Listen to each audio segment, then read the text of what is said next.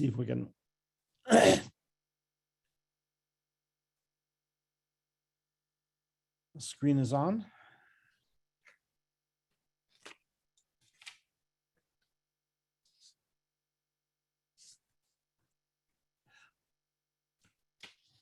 I'd like to welcome everyone to the 200th birthday anniversary of the celebration of Dostoevsky's birth. My name is Todd Lefkow, and I'm the chairperson of the Russian American Business and Culture Council. Thank you especially to our co-sponsors, Dr. Leo Grichner and Zerkalo, Russian Media, to Mark Meister and Michelle Massey at the Museum of Russian Art, to Caroline Augustusson at Global Minnesota. A special thanks to our technical wizard, Sergei Kuznetsov, and a very big thank you to the mother of this Dostoevsky event, Dr. Mila Eklund. I'll mention our upcoming events at the end of our broadcast. I'm now honored and pleased to introduce one of my mentors, Dr. Theo Stavru, who is the mentor to a generation of Russian scholars across the world. And Theo will introduce our brilliant honored guests. So Theo, take it away. Thank you very much, Todd. It is really an honor and a pleasure, and a double honor and double pleasure for me to participate in this event on the occasion of the 200th anniversary, celebrating the 200th anniversary of Dostoevsky. First of all, it's an honor because anything that has to do with Dostoevsky is in the heart of life. Secondly, I am delighted because our featured speaker, panelist, Alex Christofi, is the author of a very important, recently published work under the title Dostoevsky in Love, an Intimate Life. And that in many respects gave us the opportunity to make sure that what was a great idea became a reality, to gather today and to celebrate the 200th anniversary of the birth of the famous Russian writer. For the last, before I introduce our speaker, however, our main panelist, I'd like just to take a few minutes to say a few words about Dostoevsky, because oftentimes there is a debate as to whether enough people know enough about Dostoevsky to appreciate his work. In my opinion, he is probably the most recognized, or one of the most recognizable names in world literature. Nevertheless, I'd like to remind us that for the last century and a half, Dostoevsky has been a constant in the world of ideas and of literature, and in the personal life of his readers. One does not read Dostoevsky and put him aside. He stays with us for the rest of our life.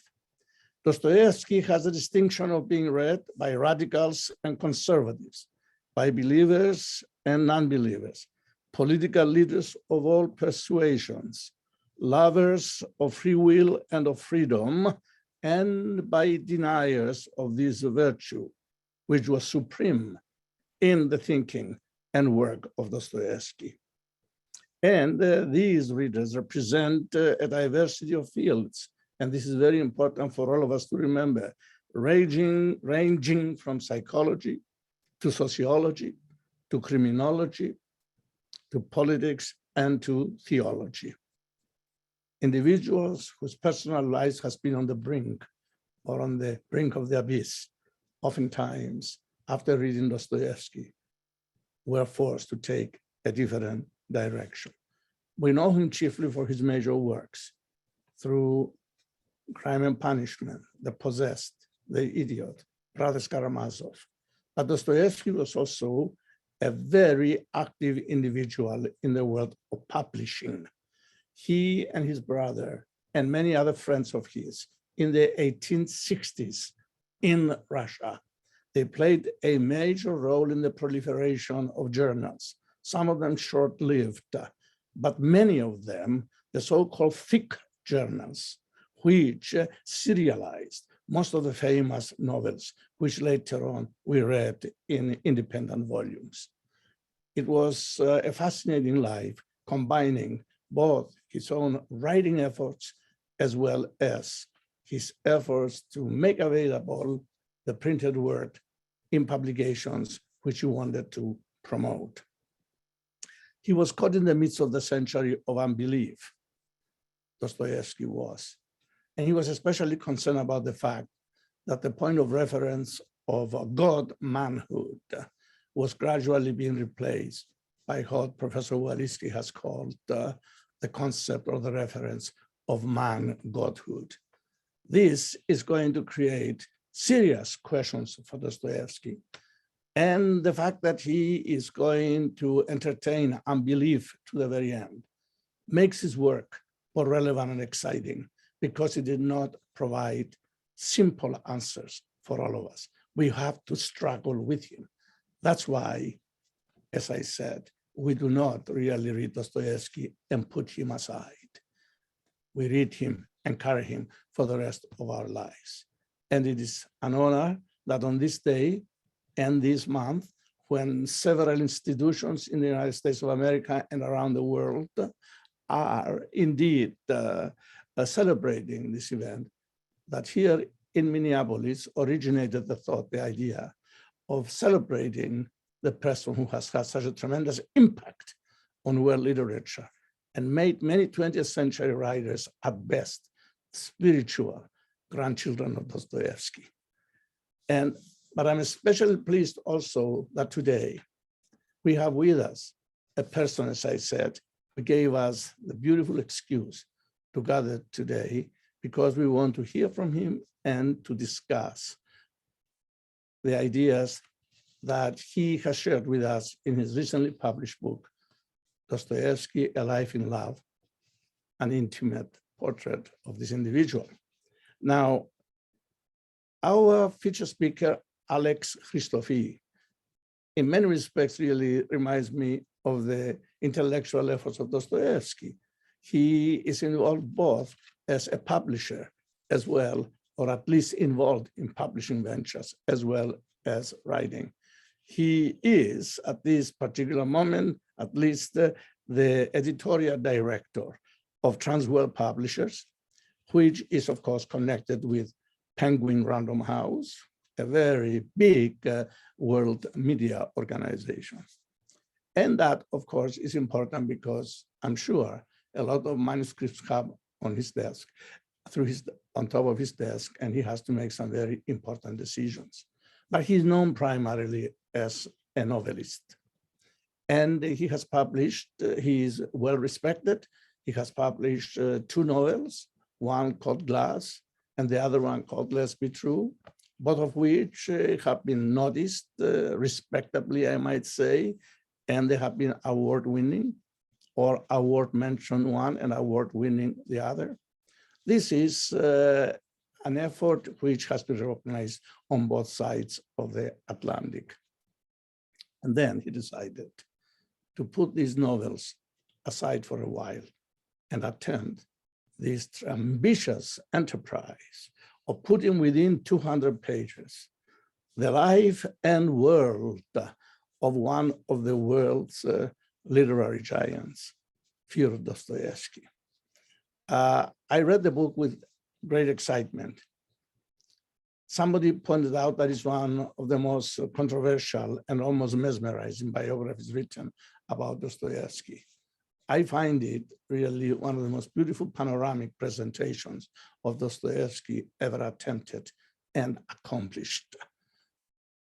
It's a seamless, in my estimation, it's a seamless tableau of you as a writer, our dear guest, and of Dostoevsky's writing. It's a seamless tableau of bringing together your own narrative, along with a generous dose of Dostoevsky's work interspersed to present what is one of the most amazing stories of 19th century Russian literature, both in terms of his impact on the world and most importantly, on the way his own personal life evolved. It is for that reason that it gives me very special pleasure to invite you, to welcome you here in Minneapolis, even though this is a world forum. Nevertheless, it gives me very special pleasure that this event originated here in Minneapolis.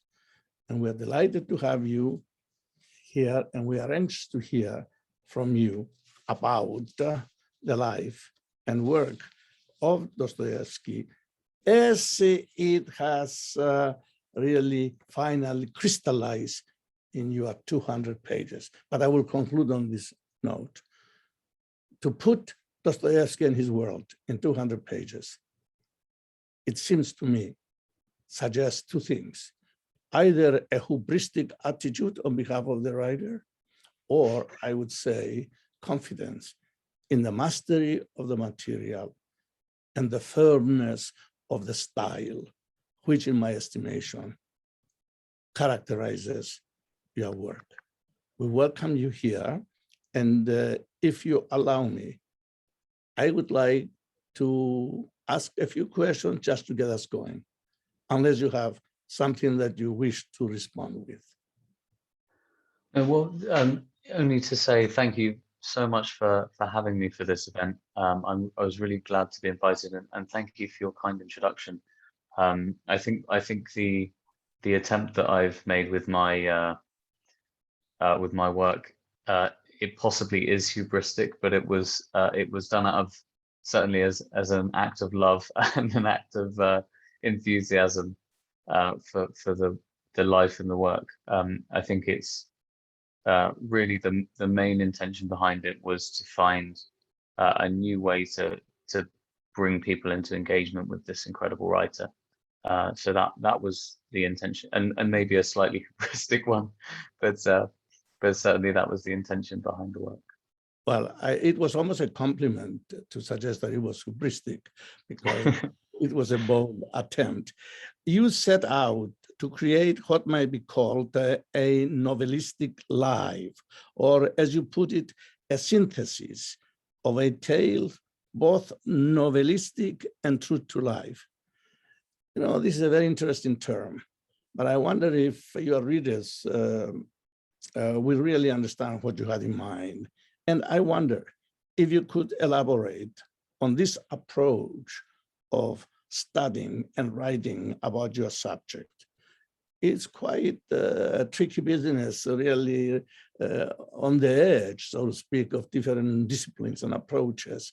And it must have presented certain challenges to you at the same time. So if you'd be good enough and define it a little bit more for your audience and for me, and then tell us a little bit about the challenges that you may have faced as you are writing it, I think that would be great. Yeah, so really the project began when I came across this this detail, which was that I had read much of his fiction. I knew something of his life, but I came across this detail that on Christmas Eve 1877, he had written a 4-point memo for the rest of my life in his notebook. And these were 4 things he wanted to achieve before he died. And he said, I'm already 56, which, you know, in 19th century Russia meant he felt he maybe had 10 years of good work left in him at that stage. The third of these 4 things he wanted to accomplish was to write his memoirs. And as we know, sadly, he died before he was able to do that. But I had noticed when I was reading his fiction, and from what I noticed of his life, that there were these very these moments, these often some of the most vivid moments in his fiction, were very clearly inspired by particular events that had taken place in his own life. And when I dug into it, actually, you know, his first biographers were Orest Miller and Strachov. You know, even they noted that there was this great value in the subjective passages that were scattered throughout his novels, that there was biographical value in them, and other scholars since then have noted the same thing. So I had this idea really to see if it was possible to assemble those, to put them against the timeline of what was known from other scholars and contemporaneous sources of his life, and almost to, in a collage type way, to try to reconstruct a memoir. I had this idea of a reconstructed memoir. The challenge that I faced quite quickly was that there were certain episodes of his life that were incredibly well served by this process. The most obvious example of which is this incredibly traumatic moment, which was clearly loomed large in his imagination, which was the trauma of being subjected to a mock execution when he was 28. And so that I actually was able to reassemble solely from primary sources fairly easily.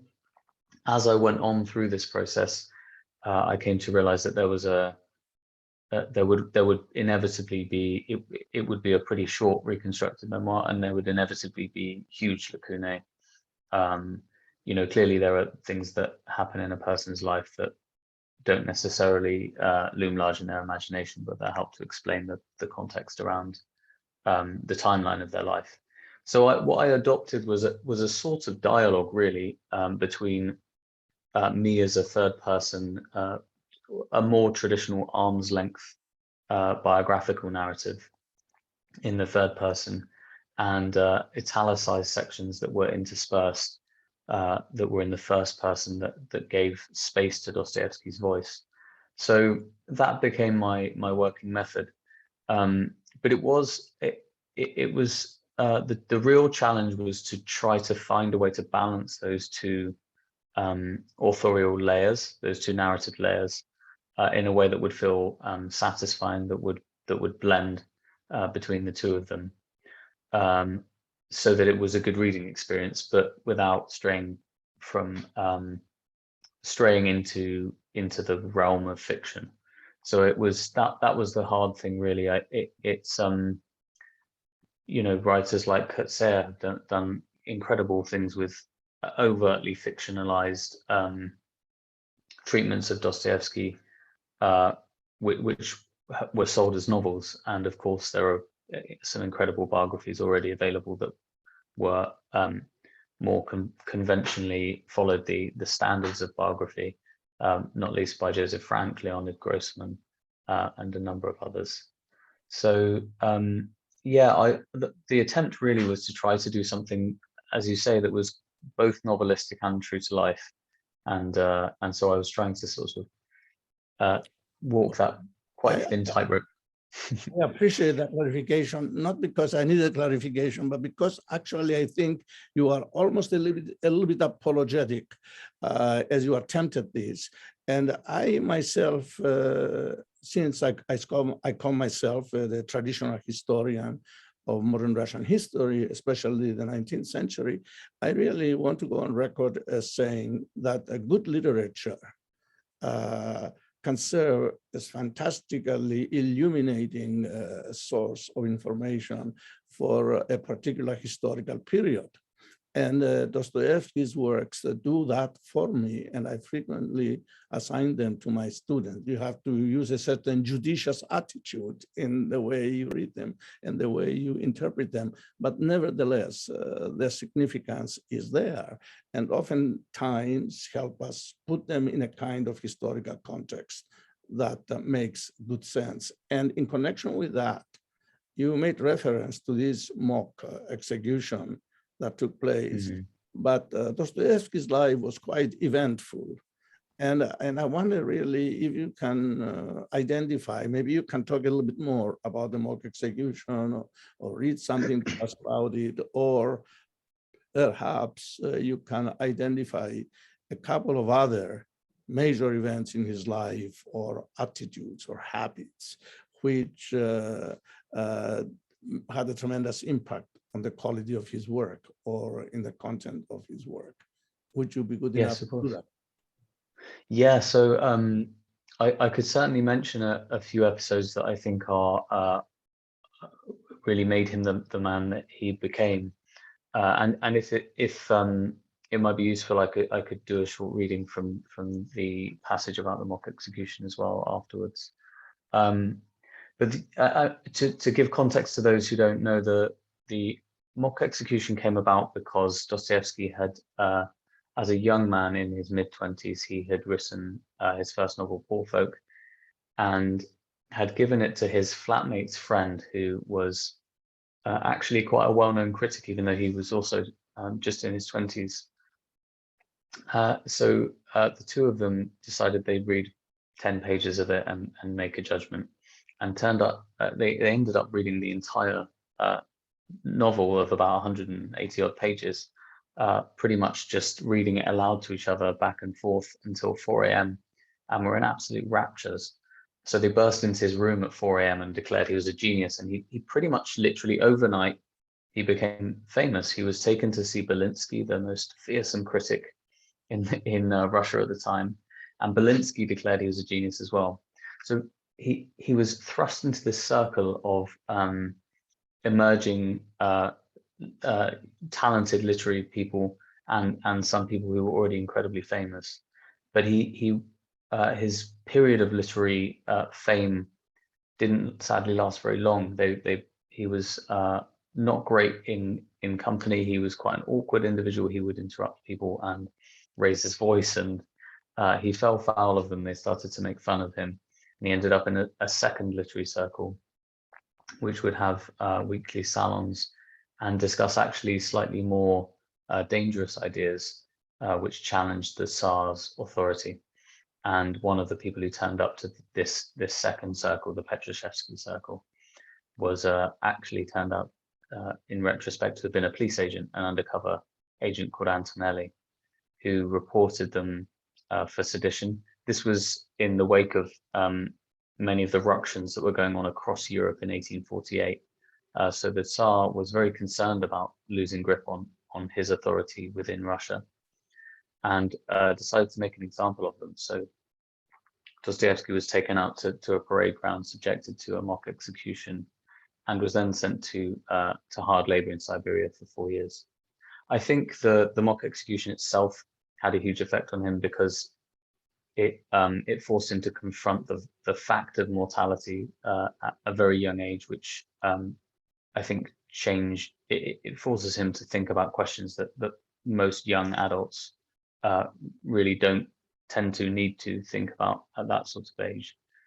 I actually think the subsequent experience of hard labor in prison in Siberia was incredibly formative, in that it brought him into contact with the peasant class, the serfs, who made up the majority population, but who had very little contact actually with the elites.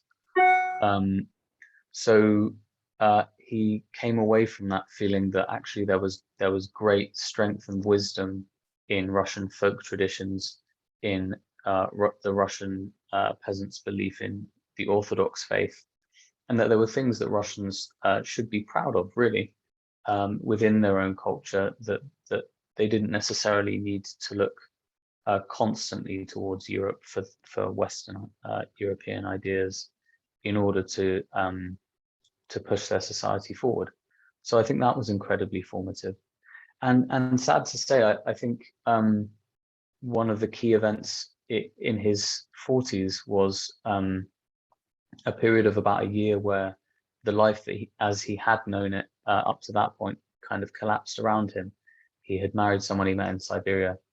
She died of tuberculosis, and following that, only 2 months later, his older brother, who he was perhaps closest to out of everyone in his life, also died.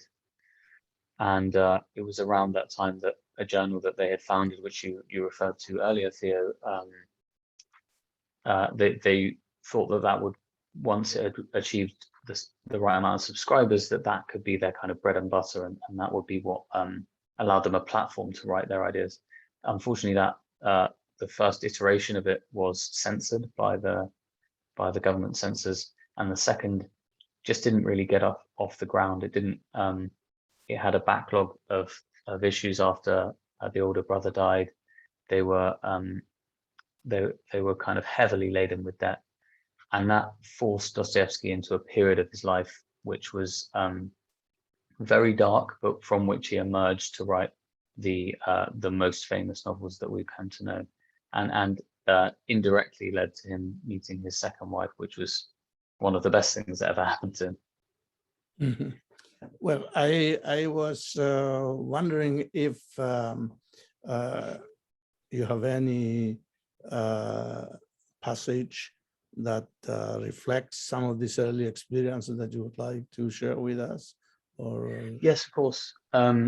What I might do, I was going to share a couple of images as well. So I'm going to put this on the screen now, and hopefully it will work completely seamlessly.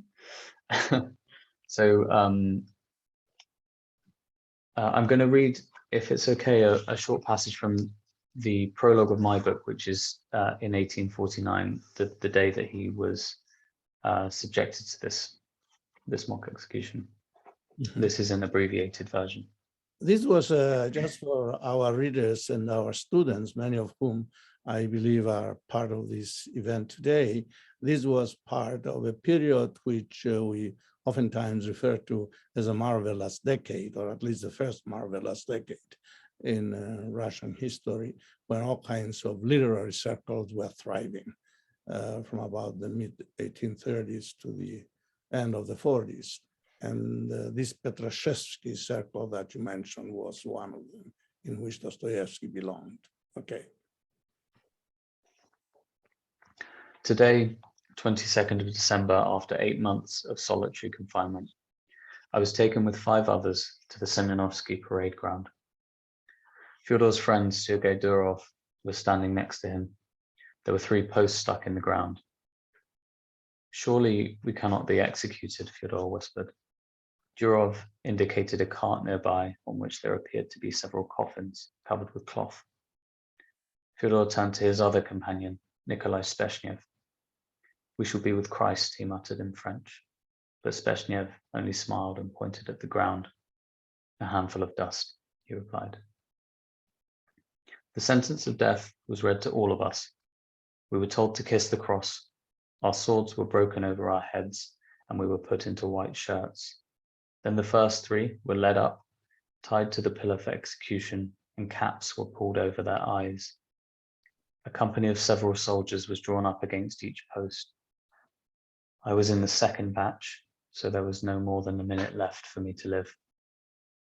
I wanted to understand as quickly and clearly as possible how it was that I was living, and in moments I would simply be a thing.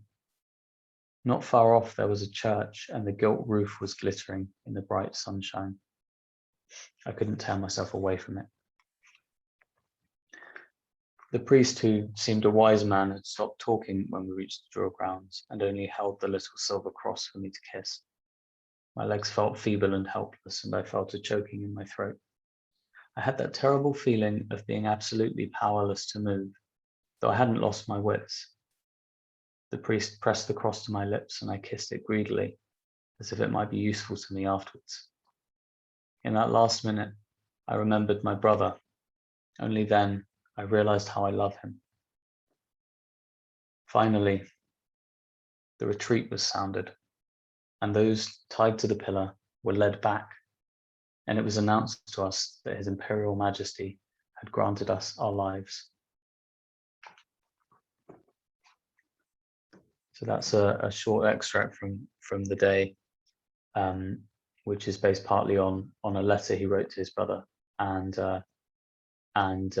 certain other parts of it are based on accounts that were in the guise of fiction in The Idiot and The Brothers Karamazov. So this, if you see on your screen now, the image on the furthest left is a sketch of Dostoevsky in 1847. 2 years before this. Thank you. I was wondering, in view of the fact that at least some of us maintain that his works are really filled with all kinds of ideas, and some of his characters are in fact the personification of some of the currents of thought that crisscrossed Russia in the course of the 19th century. As a matter of fact, Dostoevsky's work is replete with a lot of national themes, but a lot of international themes as well, and especially toward the end of his life, as it is revealed so beautifully in his famous speech on the occasion of the unveiling of the Pushkin statue in Moscow in June, I think, of 1880. And I wonder if there were any themes that struck you as being particularly important as you were developing your book that you might want to refresh our memory. So as people read your work or Dostoevsky anew, they might look for them as well. Yes, of course. I think the one thing I found very interesting reading it, some of the material that I was rereading in 2017. We, of course, in the UK had recently voted for Brexit, and so we were very explicitly discussing ideas about how much our nation in the modern day should stand on its own, or how much it should see itself as part of a wider European project.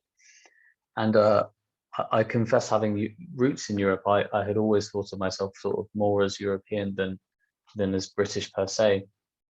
But I found it fascinating rereading notes from the Underground on that score, because I think the Underground man explained to me better than many modern pundits the mentality of wanting to not necessarily to do the thing that was economically rational. All the arguments that were made for remaining within the EU were made on the basis that they were the sensible thing, that would be that the Homo economicus would do this. And he writes, I think, with great psychological insight about the phrase that he uses is whatever independence costs and wherever it may lead. That idea that actually in some circumstances dignity, autonomy can be just as valuable to us as the rational self-interest of economists.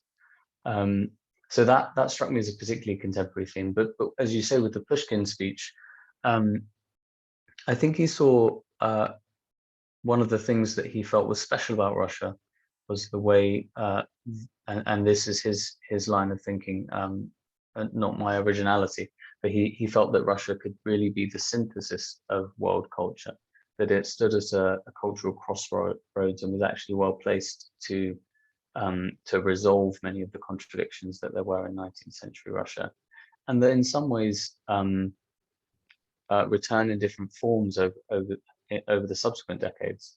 I think a big part of that project is his faith and his belief that orthodoxy would help to resolve those contradictions. And what in some ways that boils down to is that question of love, of suppression of the ego in the strict sense, of being able to love and to take responsibility for one's fellow creatures. And I think he felt that was something we could, even if it may not be achievable on this earth, that it was a noble ideal for us to strive towards. And so the idea of Dostoevsky in love in the title was partly about, this is a book about his personal relationships, his romantic relationships, but it's also about that broader conception of love as something that might help us to do away with artificial kind of schema for moral behavior and to trust our own instincts for compassion more. Well, I suspect he will have plenty of topics to investigate if you were living together today, in other words, and you alluded Absolutely. But because after a while, people, our viewers and ourselves are going to feel constrained by time, I need to direct our attention, I think, to your own work, and especially the title of it, Dostoevsky in Love, An Intimate Life. To put it mildly, it's a very inviting title, and it involved a number of people, but especially the three loves which you chose to highlight in your work, Maria, Paulina, and Anna.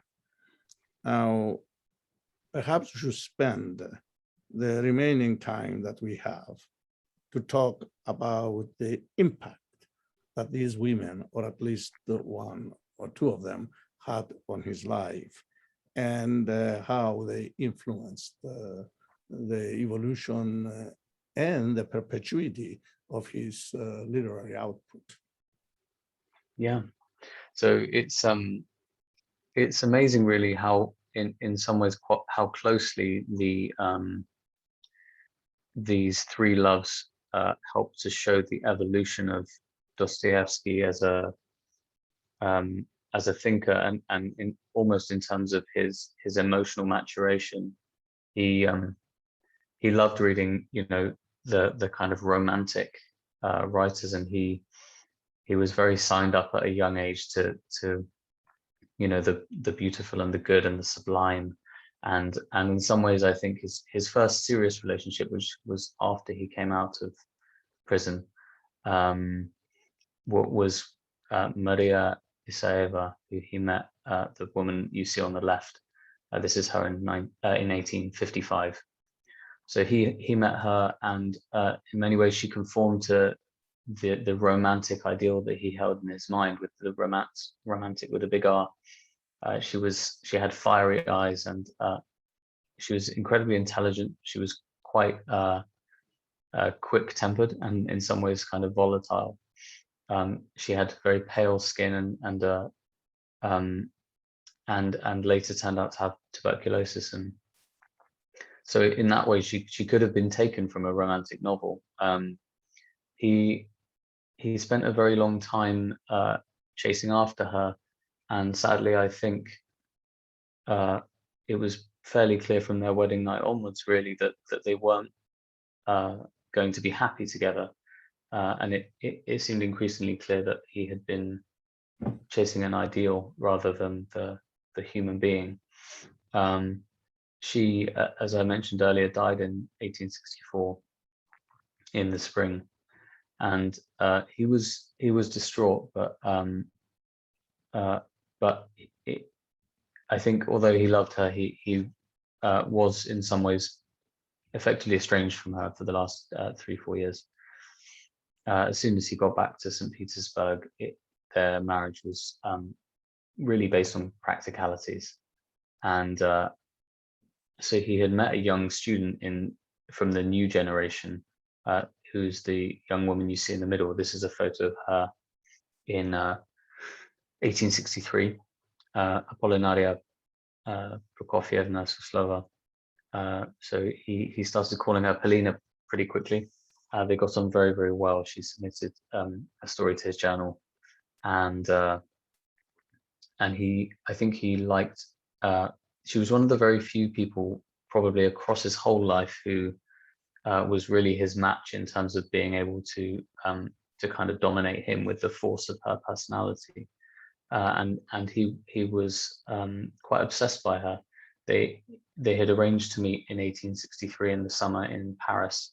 He'd at this time was still married to Maria, and told her he was off to Paris to see a specialist doctor about epilepsy. But their love affair didn't last very long. Unfortunately, he was a couple of months late to meet her, and by the time he got there, she had fallen for a Spanish medical student called Salvador, and it was quite ill-fated, sadly.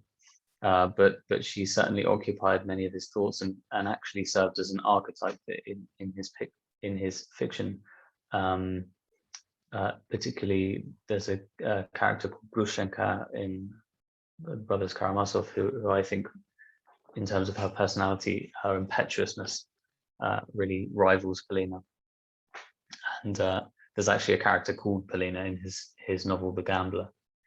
The Gambler was written to a very tight deadline because he owed lots of money and needed some quickly, and entered into a terrible publishing deal by which he'd have to write a full-length novel in the space of a year.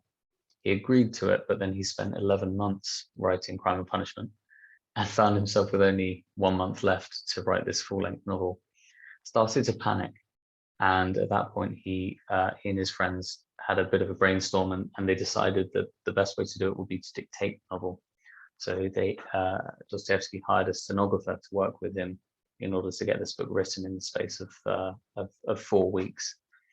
And the young woman who turned up at his door was the woman you see on the right, Anna, who turned out to be incredibly conscientious. She was a great reader of his work. She was very diligent. They got the novel finished, and he didn't sacrifice all of his copyrights for the next 9 years, which was a a boon.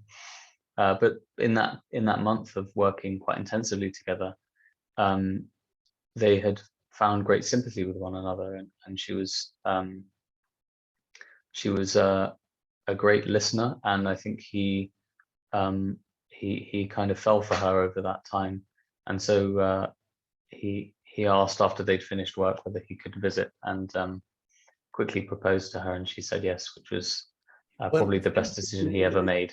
Yeah, it seems to me, as reading your book and reflecting on this relationship and the three women, really, Dostoevsky almost enjoyed planning the very idea of falling in love and of telling people that he was about to fall in love with them, whether he was referring to a third person instead of himself.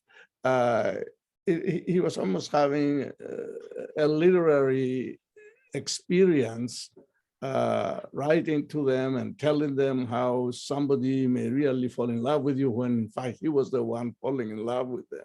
And in the case of Anna, especially, who was much younger than he, as a fact, and he was in the midst of this financial crisis, as we know, which was always present in his life.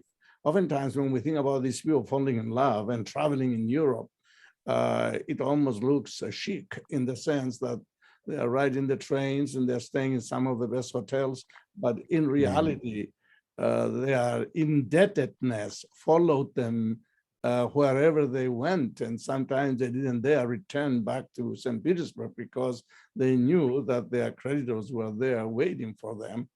So this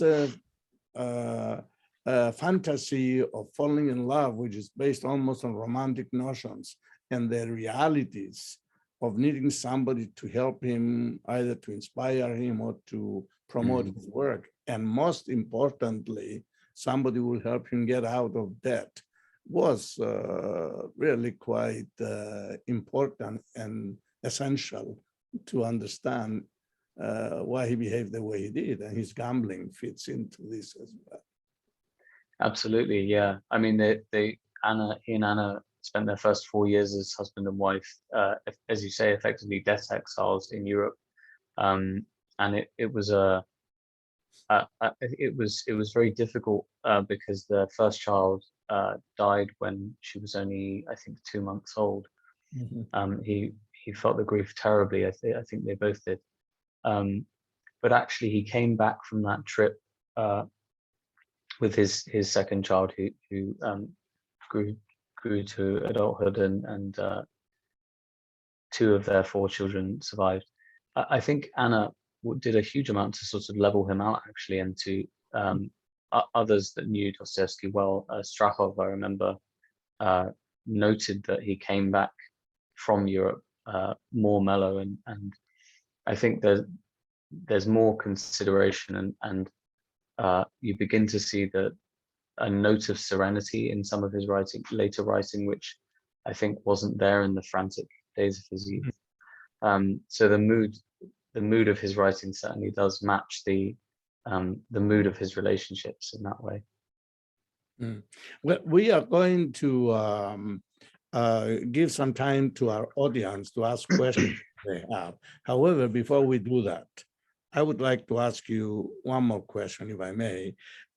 If you were to write another book on Dostoevsky, what aspect of his life or work would you most likely seek to explore, either in a novelistic fashion, to use your own expression, or strictly in a scholarly fashion? By the way, I don't have problems with your novelistic approach. I find it quite responsible, quite scholarly. But since some people like to make distinctions, and you yourself pointed it out, I am saying, what kind of a book would you write about Dostoevsky if you were to write another one, whether you wanted to use the same approach or a more strictly scholarly approach?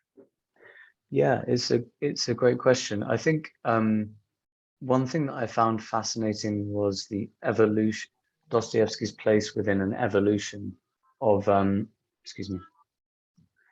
within an evolution of thinkers who went from a very utopian ideal of socialism, the first people to conceive of socialism in the early 1800s, or their kind of precursors in Rousseau and so on, through to the Russian Revolution and the inaction of ideas which by that point had diverted quite far from utopian ideals. I feel like Dostoevsky is a huge character in that story, and was one of the only people, or one of the perhaps the most perceptive people, to note the changing distinctions and the way that these ideas were evolving within his lifetime. So I'm fascinated in that idea. It wasn't something that I knew a great deal about before researching the book, and I became more interested in it as I went. And you probably saw it within the epilogue. It felt that actually one of the things that I needed to tie off in the book was the very fact that although it didn't happen strictly within his lifetime, literally a month and a half after Dostoevsky's death, the Tsar was successfully assassinated on, I think, the 6th attempt. So many of the things that he saw beginning to happen in his lifetime did come to pass. I was actually fascinated to read a new book by Kevin Birmingham called The Sinner and the Saint, which looks at the conception of crime and punishment. And he traces it back to the ideas of Hegel, to Max Stirner, the ego in its own, and these ideas which began in Europe and which Chernyshevsky turned into this idea of rational egoism, this kind of idea that, you know, if we all knew what was best for us, then we would want the best for everyone, which was I think optimistic, unfortunately. So I think that intellectual lineage between the early 1800s through to the Russian Revolution is a fascinating one, and Dostoevsky sits right in the middle of it, and I think is one of its main characters. That's a great topic, and wish you good luck with it. If you want to invest the next 10 years of your life working on it. Yeah.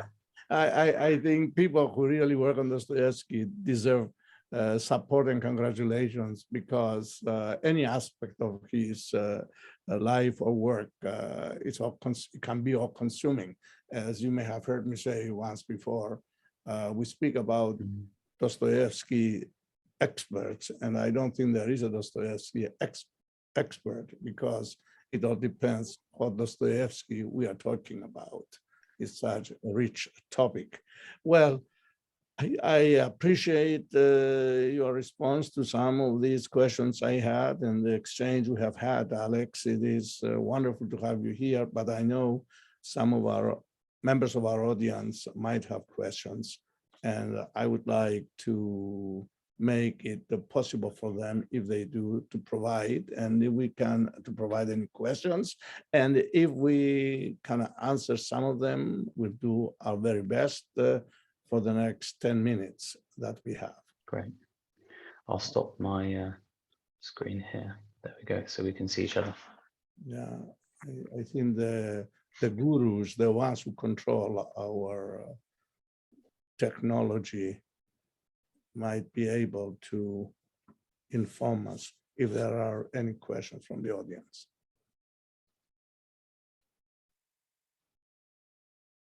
Sergey? Todd? I'm happy to answer questions ranging from the very light to the very serious, whatever people are interested in. Thank you, Theo. Thank you, Alex. I think we'll just open it up to Q&A. It looks like we have something coming in here from Joel, I believe. Forgive me if I'm mispronouncing that. Panos, are you able to see that question? I do not see any questions. Okay, so I can read that back to you as well. Why don't you read the questions, and then our speaker can respond to them, okay? Sergey? Absolutely. All right, go ahead. So the question from Joel reads, who would you say was the inspiration for Sonia in C and P? The inspiration for Sonia. Well, so it was very popular at that time to there were a number of stories that used this motif of a prostitute, particularly a prostitute being saved, as a kind of a way of discussing much bigger social ideas. So famously in What Is to Be Done, the novel by Nikolai Chernyshevsky, which was enormously influential on the young socialists, Chernyshevsky wrote it from prison and just kind of smuggled out and became what the equivalent of a viral hit, basically. And one of the scenes in it that is trying to ask its readers to think of morality in a new way is this scene where a prostitute is brought back into the fold of this utopian community and given good work, and so essentially it's the story of the redemption of a prostitute. She's a fallen woman, and yet we've taken pity on her. That was the idea.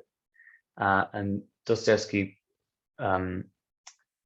first turned this on its head in Notes from the Underground. In the second part of that, apropos of the wet snow, there is a prostitute called Lisa, who there's this kind of weird parody, like slightly twisted parody of the Chernyshevsky novel, where he's obviously sending up the idea that that's the way that the moral relationship worked, and actually it's the young man who is morally compromised and in fact could be saved by the selflessness and the straightforward act of kind of human compassion when he's being incredibly cruel to the prostitute, and her response towards the end of that book is to throw her arms around him and to comfort him.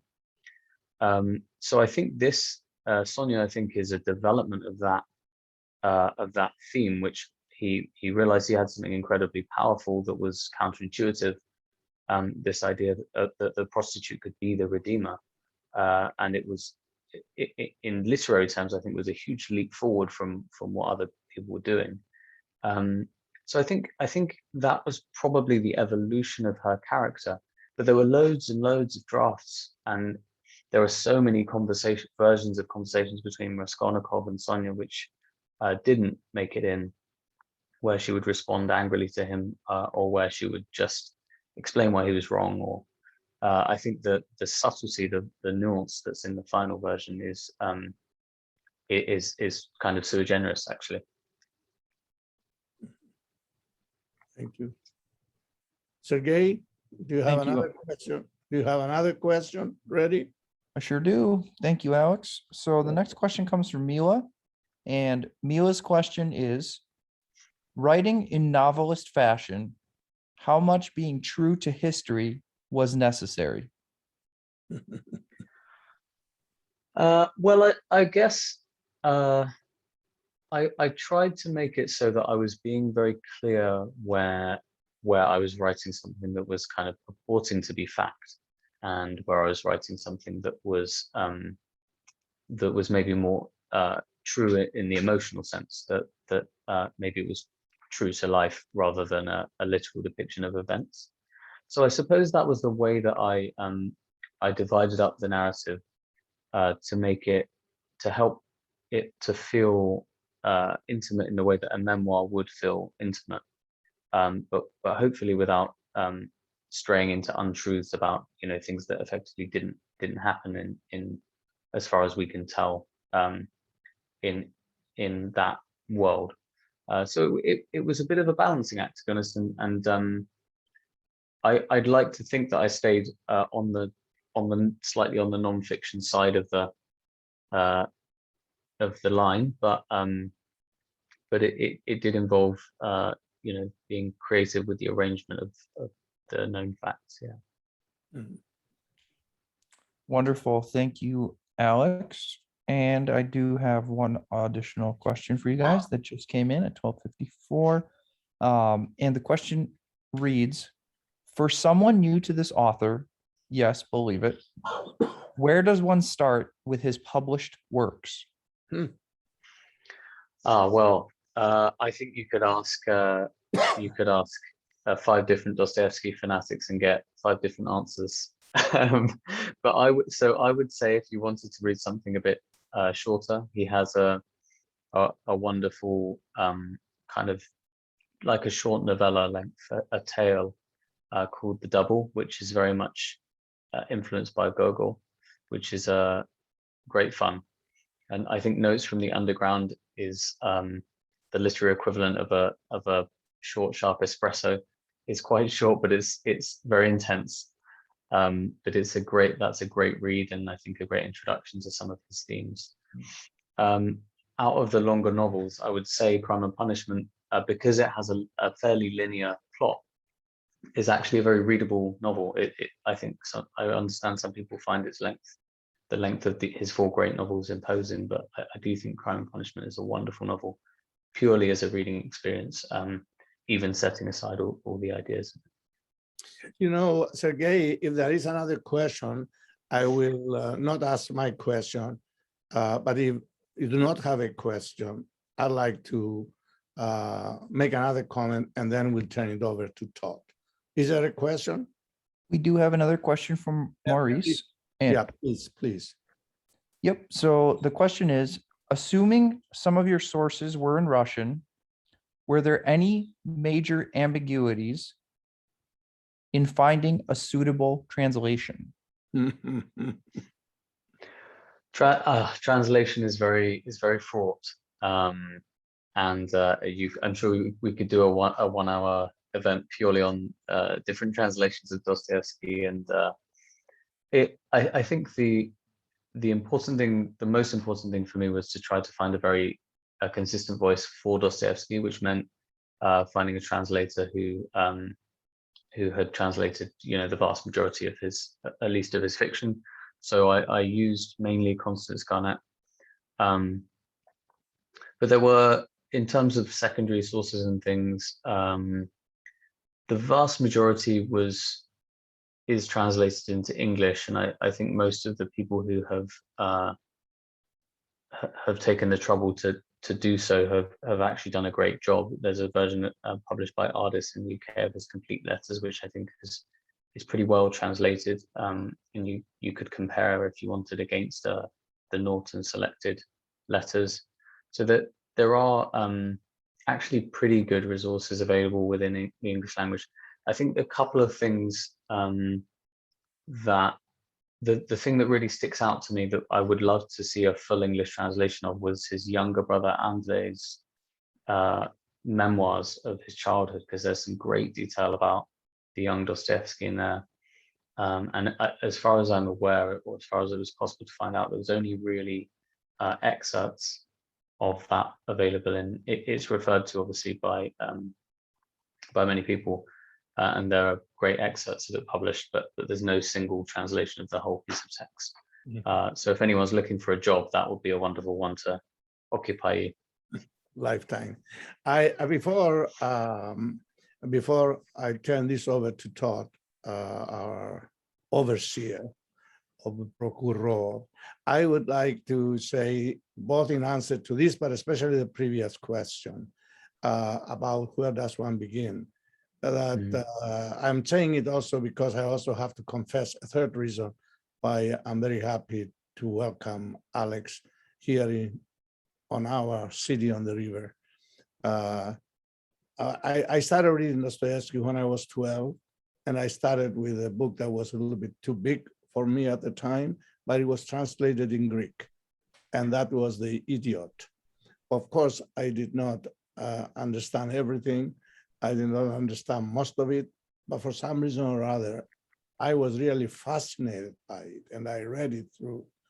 And for me, even though it was written rather later, it was an incredible guide to what I call the intellectual, but especially the spiritual evolution of Dostoevsky. For some reason or other, it struck me as such.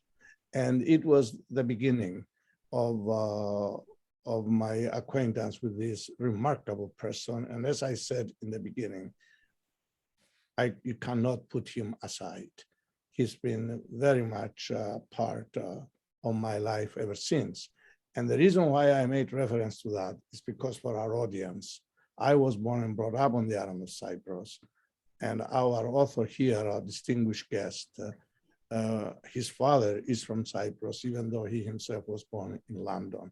So without being Ilsomaniacs, passionate about the islands, it is good to find even a small detail which connects people of the human that belong to the human race. I want to thank you, Alex, for agreeing to appear with us and to illuminate and to explain to us how you came about doing this wonderful book. I want to recommend it to students and non-students alike. It is really quite a beautiful way to get your book into the work of Dostoevsky because of this generous amount of quotations from Dostoevsky's work that you use in your work. And with that, I want to thank everybody who's been involved with this program, but especially now I want to turn it back to Todd, who will issue the benediction. I don't know about the benediction, Theo, but you know, one of the interesting things, there was one question we didn't touch, which was the idea of Eldora Pearson's about how would Dostoevsky react to the political situation in the US. Mm-hmm. I don't know, Alex, if you want to talk about that, because that could lead us into 27 different directions, you know, on that. So do you want to say a word about that at all? Gosh, so I think there's a really long version of that answer. But I think the thing that perhaps helps to draw together many of his themes in that respect is I've always felt reading his work that one of his big themes is that bad ideas kill more people than honest feeling. And I think if you took one thing away that remains relevant to this political situation in the US and largely in the UK as well, is that idea that actually we should trust more in our emotional intuition about our fellow human beings, and that we shouldn't be too beholden to intellectual ideological schema that are intended to separate us. Thank you. You know, one of the interesting things about the discussion today on Dostoevsky was the idea that he was an author who understood universal issues that had no relationship to time. They could fit into any time. And that's why I think the books have lasted so long, where many others basically have gone by the side. First of all, I'd like to thank Theo and Alex for the wonderful discussion today, which I think opened up a number of ideas about Dostoevsky that frankly, most of us never thought about when we were reading the books or taking the classes in school.